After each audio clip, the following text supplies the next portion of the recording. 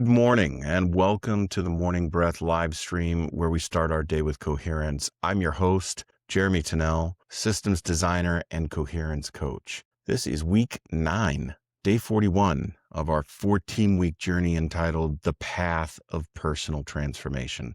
This morning, we don't move forward, we pause and allow ourselves to be tested. Just because you've grown doesn't mean difficulty goes away. Failure, falter, fiasco are always present, like a wolf in waiting. Old thoughts, old reactions, old patterns. And when it comes up, it can feel like you're slipping, like you lost something, like none of this effort worked. But pressure returning isn't regression, it's opportunity. I remember when I first learned simple breath work techniques to apply to my stress. I was running a business that I hated.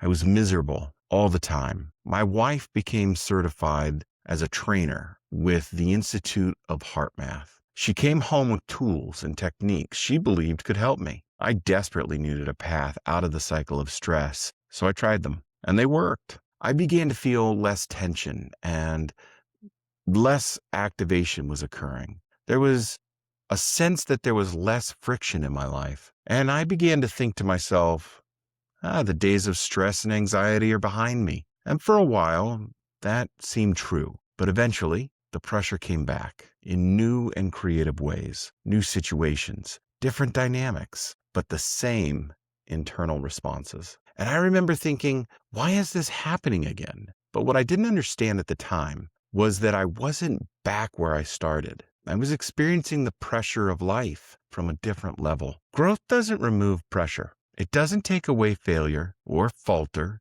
or fiasco. Growth reveals your relationship to them. Pressure is how the system responds to change. Because when you shift, internally or externally, the system doesn't disappear. It adjusts. It pushes back. It exposes where you're still connected. So when pressure shows up again, you have to ask a different question. Not, why is this happening to me? You have to inquire with a question like, what is this showing me? Before you began this work, pressure controlled you. It moved faster than your awareness. Your reactions were automatic. There was input, you reacted, which reinforced the loop.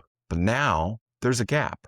There's input, you engage awareness, which supports your ability to choose. And that gap is everything, because pressure hasn't increased. Your awareness has. You're seeing things now you couldn't see before. The pattern, the trigger, the pull. And for the first time, you're inside the moment without being consumed by it. From a systems perspective, pressure is feedback. It reveals where loops still exist, where patterns still run, where influence still lives. Consumers experience pressure as something happening to them. Designers recognize pressure as information. There is input. You cultivate awareness around it, which allows you to engage in inquiry. And that moment, you are able to interpret with your presence, and you can choose your response. And here's the shift. You're no longer trapped in the loop.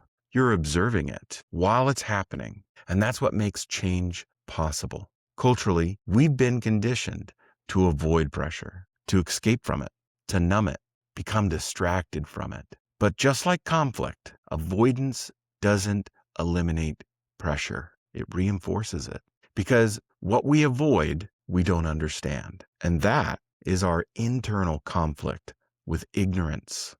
And what we don't understand continues to shape us. So instead of asking, how do I get away from this pressure? Your work becomes, how do I stay present with it?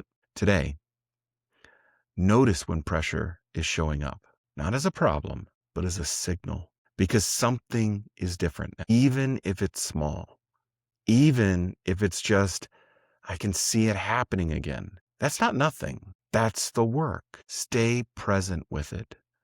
Inquire about it, observing yourself, creating space within, and choosing your response. When you are engaged with the work and the pressure returns, the question becomes, who am I within it? Today, I want you to find some time and sit with your journals and explore these questions. Where is pressure showing up again in my life? And what is different about how I'm experiencing it right now? What can I see today that I couldn't see before? When you're spending time with your journals, you don't have to write a book, but explore these questions deeply. The sooner you can get into the depth of the question, the less writing you do. But if it takes a little bit and you need to free write a bit, then go for it.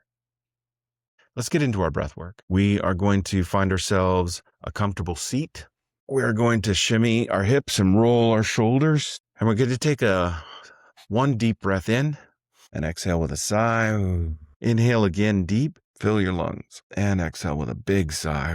Targeting my heart, placing my hand over that cognitively active area of my body. And I'm going to inhale for 6 seconds through my nose. Here we go. And exhale through your mouth for 6 seconds. I'm going to begin a gratitude list in my head. I am thankful to be here. Keep going with your gratitude list as we keep engaging with the expand, let it spiral out. If this resonates with you, stay with this work. This isn't about escaping the pressure. It's about learning how to hold yourself when it shows up. Failure, falter, and fiasco will always be a part of life. And when pressure doesn't mean you've lost progress. The more you grow, the more the challenges, because growth is the process of life and pressure comes with it. As you grow and pressure returns, remember, this means you've reached a new level of personal growth. Take a breath, hold your ground, and I'll see you tomorrow at 5:30 in the morning.